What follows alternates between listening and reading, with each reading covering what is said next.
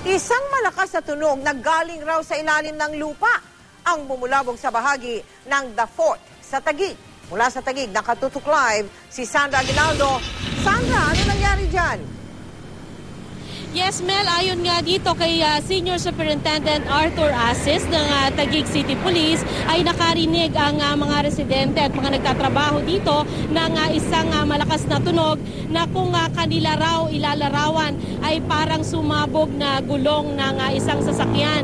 Nangyari po yan sa panulukan ng 30th and 7th Streets ng The Fort dito sa Global City Taguig. Sa baba ito ng isang gusali na kung tawagin ay 2 parkade. Ito ay isang multi-level parking na may mga commercial establishment sa ibaba.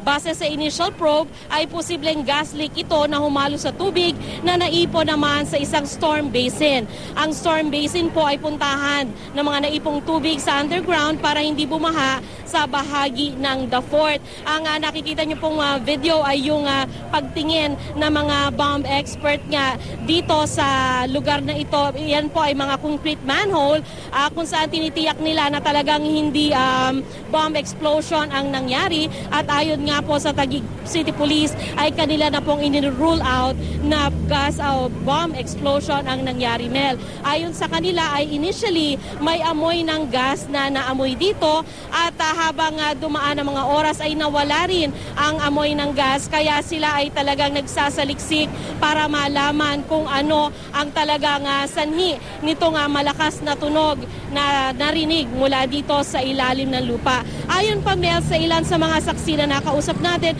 merong kasamang pagyanig na bahagya silang naramdaman at ayon sa kanila medyo nagkaroon ng konting takot pero mabilis naman itong nawala dahil nakaresponde naman agad ang security nitong The Fort at dumating na rin agad ang Taguig City Police personnel. At ayon din sa isang saksi, Mel, na nakausap natin, ang kanya raw narinig ay maihahalin tulad niya na parang ito nga ay pagsabog ng gulong at meron siyang nakita aniya na mga pira-pirasong ang sabi niya ay pira-pirasong salamin ang kanyang nakita. Pero ginigiit naman itong Taguig City Police na walang nasugatan dito at wala rin daw damage na naitala. Kaya, Mel, nagpapatuloy yung investigasyon nga ngayong mga oras na ito at full force pa rin po yung Taguig City Police at ang security personnel ng The Fort sa lugar na yan. Mel?